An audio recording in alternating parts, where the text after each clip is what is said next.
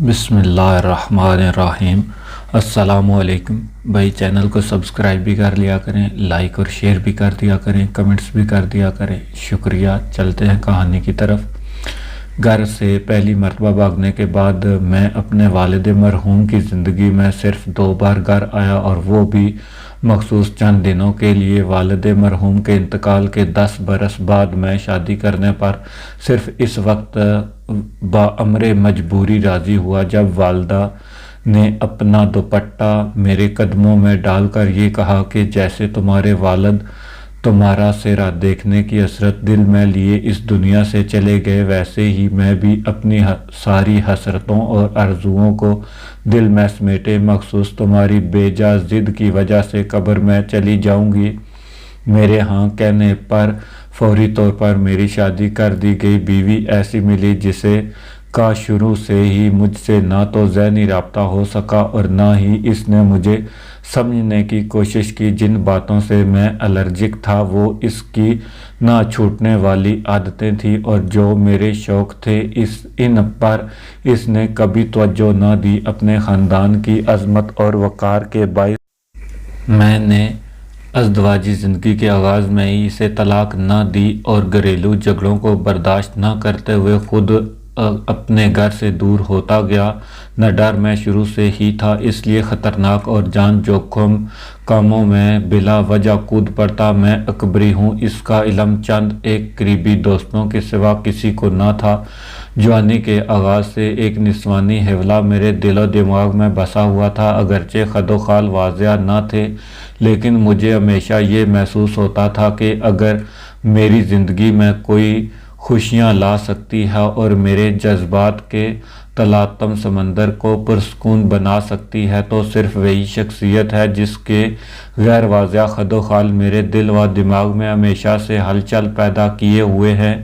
زندگی کا ایک بہت بڑا حصہ کھوجنے میں ضائع ہو گیا تھا، جس کے باعث میں خاصا چڑچڑا ہو گیا۔ جادوگرنی نے یکایک اپنا چاپ بند کیا اور بولی، دیکھ پانی میں اپنا حال، ماضی، حال اور مستقبل، تاکہ تجھے میری طاقت پر یقین آ جائے۔ میں نے لگن کے پانی پر اپنی نظریں جما دیں۔ رقصاں شعلوں کے عکس سے ایک تصویر بنی۔ پہاڑوں کے درمیان میں کھڑا تھا اور میرے چاروں اطراف لاشیں پڑی تھیں۔ میں نے کیسر اور اپنے نمبر 2 کو پہچانا۔ کیسر کے ساتھ چند لڑکے بھی تھے اور ہم چاروں طرف سامنے اور درختوں پر فائر کر رہے تھے۔ کئی لوگ جو صرف لنگوٹ پہنے تھے اور جن کے چہروں اور جسم پر مخصوص رنگوں سے لکیریں کھینچی ہوئی تھیں، ہمارے فائر سے درجنوں درختوں پر سے چیختے ہوئے نیچے گرے اور ڈھیر ہو گئے۔ یہ سب رنگا ماٹی میں تیرے ساتھ پیش آئے گا، اور یہاں سے تیرے ساتھ جانے والوں میں سے صرف تو اور تیرے چند ساتھی زندہ بچیں گے۔ تیرے ہمراہیوں میں سے چند رستے میں ہی تیرا ساتھ چھوڑ جائیں گے۔ سکوت کو توڑتے ہوئے جادوگرنی کی آواز آئی۔ پانی میں ایک اور منظر ابھرا۔ میرے ہمراہ ایک درمیانی عمر کی عورت اور ایک 14-15 سال کا لڑکا تھا، اور کیسر اور اس کے ساتھی اور میرا نمبر 2 تیز تیز چلتے ہوئے ایک کشتی کی طرف بڑھ رہے تھے۔ یہ تیری واپسی کا سفر ہے، جادوگرنی بولی۔ ایک اور منظر ابھرا۔ میری صنف ضعیف والدہ ہمارے گھر میں برآمدے کے ایک کونے میں سہمی ہوئی کھڑی تھیں، اور میری بدبخت بیوی انہیں جھاڑو سے مار رہی تھی۔ گھبراؤ مت اور دیکھتا جا، جادوگرنی نے یہ کہا، اور منظر تبدیل ہوا۔ میری والدہ کی آنکھوں پر پٹی بندھی ہوئی تھی اور میں اپنی بیوی کو ایک کاغذ دے رہا تھا۔ مجھے محسوس ہوا کہ یہ طلاق نامہ تھا۔ میں نے حوصلہ کرتے ہوئے جادوگرنی سے کچھ پوچھنا چاہا تو وہ بولی، بول نہیں، چپ چاپ اپنی زندگی کے مختلف ادوار دیکھتا جا اور میری باتیں سن۔ ایک نیا منظر ابھرا۔ رقصاں شعلوں کے عکس سے ایک تصویر بنی جسے دیکھ کر میں اچھل پڑا۔ یہی ہے نا وہ جسے تو نہ جاننے کے باوجود اپنے دل و دماغ میں بسائے ہوئے ہے۔ تجھے یہ ضرور ملے گی، کیونکہ تم دونوں کئی جنموں سے ایک دوسرے کی تلاش میں بھٹک رہے ہو، لیکن اس جنم میں تم دونوں ضرور ملو گے۔ یہ تمہاری دلہن بنے گی۔ تم دونوں دیوانگی کی حد تک ایک دوسرے کو چاہو گے، اور تمہاری زندگیاں خوشیوں اور मसरतों का गहवारा बन जाएंगी। ये नहायत वाज़िह अक्स हू बहू इस हेवले का था जो शुरू जवानी से ही मेरे दिलो दिमाग पर छाया हुआ था। मैंने इस अक्स को अपने ज़हन में महफूज कर लिया। इस रात से कबल मैं जादू को मखसूस शब्दबाजी समझता था, लेकिन मेरे माजी, हाल और मुस्तकबिल के मनाजर दिखा देना, इस आँखों देखी और कानों सुनी हकीकत को मैं क्यों कर जुटला सकता था। मेरी जुबान गुंग हो चुकी थी और मुझ पर सख्ता तारी था। जादूगरनी फिर बोली, तू मुझे देने के लिए $2000 लाया। मैं डॉलर नहीं लूँगी, अलबत्ता तेरा एक साथी मेरी बच्ची को पसंद आ गया है, मैं इसे लूँगी। तुझे कोई फ़र्क नहीं पड़ेगा क्योंकि अब वो तेरे लिए बेकार हो चुका है। ये कहते हुए जादूगरनी ने कुछ पढ़ते हुए माश के कुछ दाने मेरे गाइड के ऊपर फेंके। दोनों दानों के लगते ही गाइड कुछ देर कांपता रहा और फिर यकायक अपनी जैकेट और कमीज उतार कर जादूगरनी की तरफ भागा और इसके पांव में सर रख दिया। जादूगरनी ने इसकी पीठ सहलाई और गले में पहनी तीनों खोपड़ियां इसके जिस्म से मक्स करने लगी। गाइड उठ बैठा और हमारी तरफ यूं देखने लगा जैसे हमें पहचानता ही ना हो। मैंने इसे कई बार पुकारा लेकिन इसने कोई जवाब ना दिया। इतनी देर में जादूगरनी की बेटी इसके साथ लग कर बैठ गई और अपने गले से चंद मालाएं उतार कर इसे पहना दी। जादूगरनी मुझे मुखातब करते हुए बोली, अब तुझे यकीन आ गया होगा कि जादू होता है और इसमें बड़ी ताकत होती है। जादू के मंत्र पर अबूर हासिल करके इंसान की खुफिया ताकतें बेदार हो जाती है। हर इंसान अपने माजी को जानता, हाल को समझता और मुस्तकबिल के मुताल्लिक सोचता है। ये खुफिया ताकतें बेदार हो जाएं तो इंसान न सिर्फ अपने मुस्तकबिल में अच्छी तरह झांक सकता है बल्कि अपने सामने मौजूद लोगों की कोई बात भी इससे छुपी नहीं रह सकती। तुझे देखते साथ ही मुझे मालूम हो गया था कि तू जादू पर यकीन नहीं करता। मैं जो ज़ुबान बोल रही हूँ वो अपने मंत्रों के ज़ोर पर बोल रही हूँ, वरना हकीकतन मैं इस ज़ुबान से कतई नाबलद हूँ। ये कहते हुए इसने लगन में से चुल्लू भर पानी लेकर आग पर फेंका। आग फौरन बुझ गई जैसे इस पर ड्रमों पानी डाला गया हो।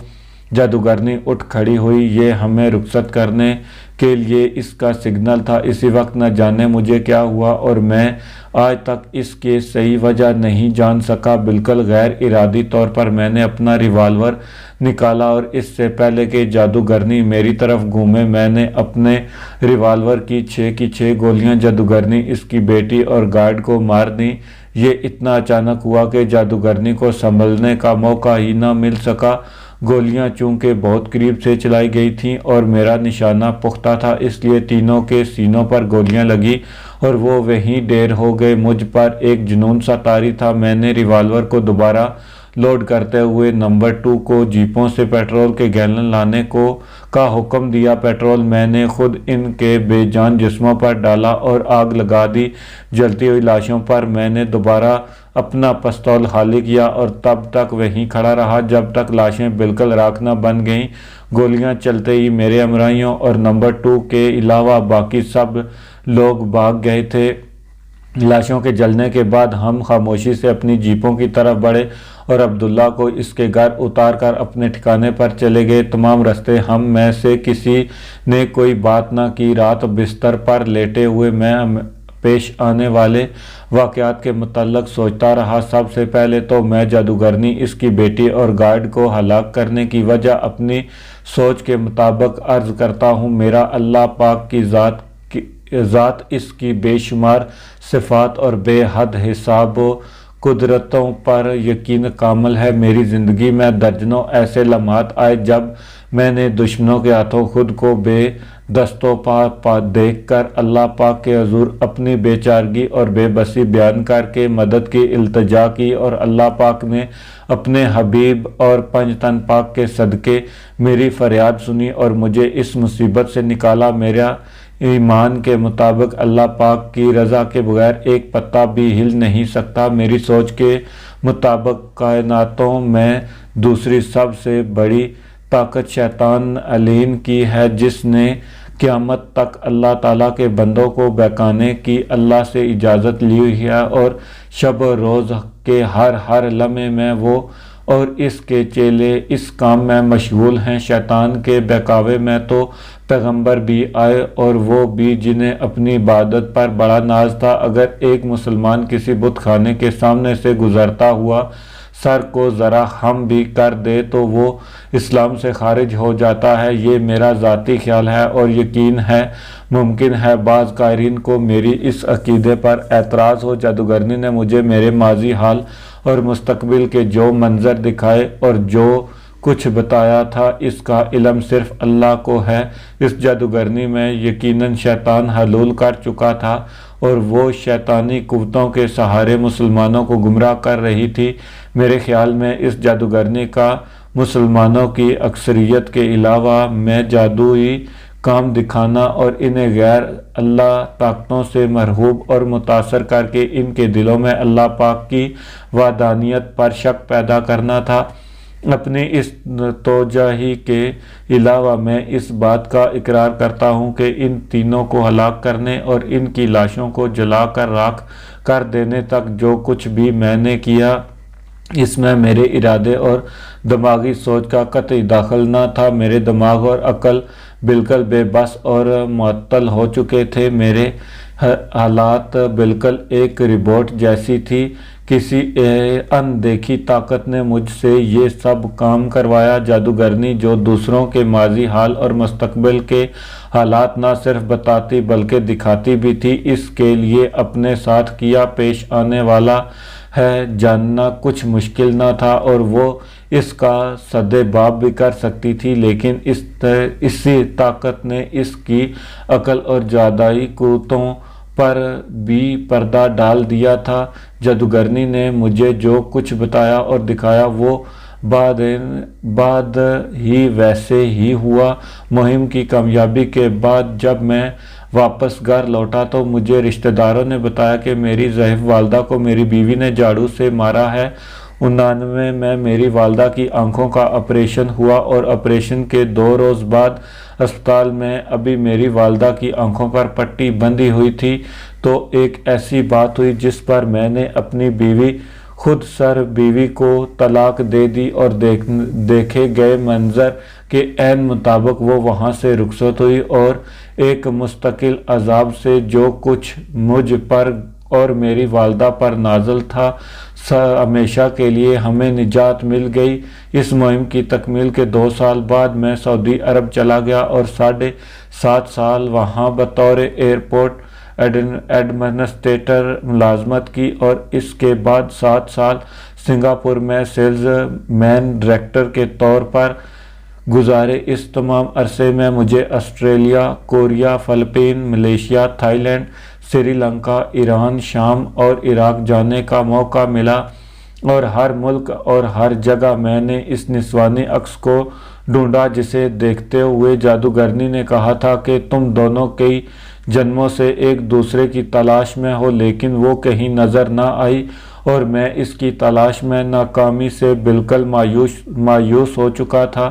میں 98 کے مارچ میں کراچی میں تھا کہ بالکل اچانک ہی وہ صورت مجھے نظر آئی۔ اپنے خوابوں کی تعبیر کو سامنے دیکھ کر میں ٹھٹکا رہ گیا۔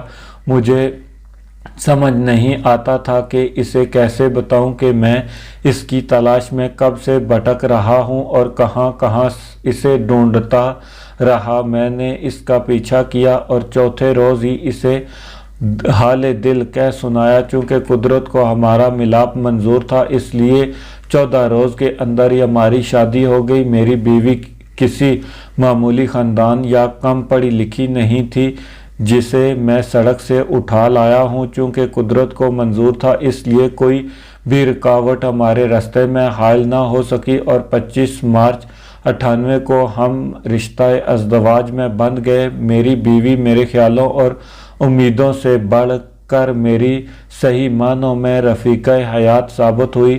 ہے اور میری حالت تو یہ ہے کہ جیسے مجھے دونوں جہان کی خوشیاں اور مسرتیں مل گئی۔ میرے لیے اس کے بغیر ایک پل گزارنا بھی دوبر ہو جاتا ہے اور ہم دونوں زندگی کی خوشیاں اور مسرتیں دونوں ہاتھوں سے سمیٹتے ہوئے جہان رنگ و بو کی لذتوں سے بہرہ ہو رہے ہیں۔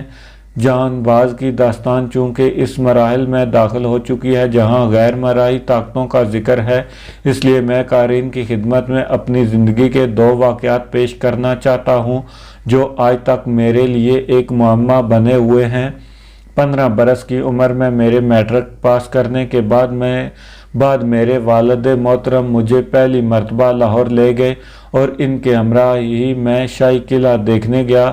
شیش محل سے باہر آئیں تو سامنے گھاس اور پھولوں کا ایک قطع ہے۔ اس پر سے گزرتے ہوئے میں نے اپنے والد محترم کو کہا کہ یہاں نیچے کسی بزرگ کی قبر ہے جس تک پہنچنے کے لیے 15 سیڑھیاں اترنی پڑتی ہیں۔ یقین جانیں میں پہلی مرتبہ لاہور آیا تھا اور قبر کے متعلق مجھے کسی نے کبھی بھی نہیں بتایا تھا۔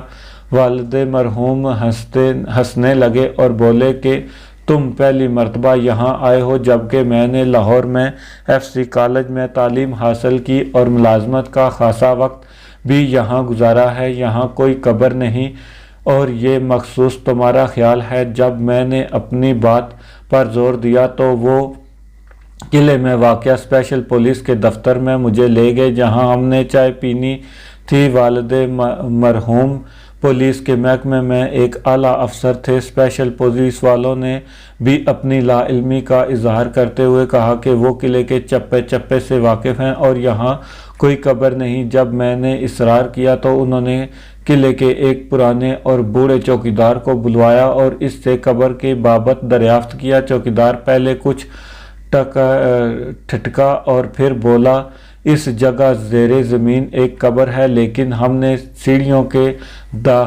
داخلے پر تختے لگا کر اسے بند کیا ہوا ہے اور تختوں پر مٹی ڈال کر گھاس اگائی ہوئی ہے۔ چوکیدار کی بات سن کر سب حیران ہوئے اور چوکیدار سے کہا کہ تختے ہٹائے۔ پولیس اور وہ بھی اسپیشل پولیس والوں کے سامنے۔ بیچارہ چوکیدار کی کیا چلتی۔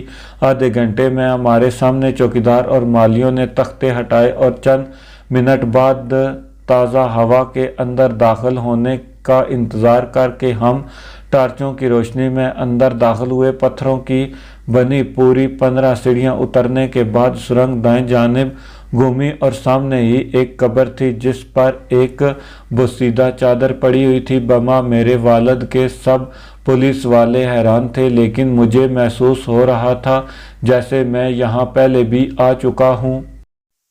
ہم سب نے فاتحہ پڑھی اور واپس آ گئے۔ دوسرا واقعہ 93 میں پیش آیا۔ میں راولپنڈی میں تھا اور دن کے 11 بجے کے قریب محسوس ہوا تھا کہ میری والدہ کسی مشکل میں گرفتار ہیں یا ہونے والی ہیں۔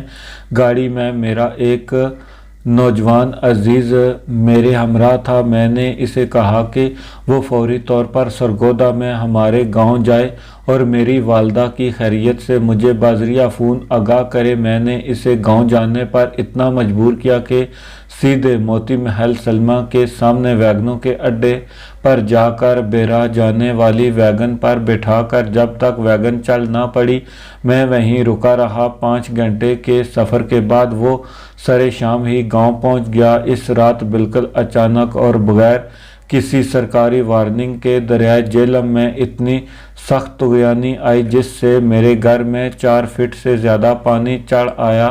میری والدہ گھر میں اکیلی تھی اور کام کاج کرنے والی عورتیں جا چکی تھی۔ میری والدہ کو جو بغیر سہارے کے چل نہیں سکتی تھی، میرا وہی عزیز اپنے کندھوں پر اٹھا کر میرے چچا کے گھر لے گیا جو بلندی پر واقع تھا۔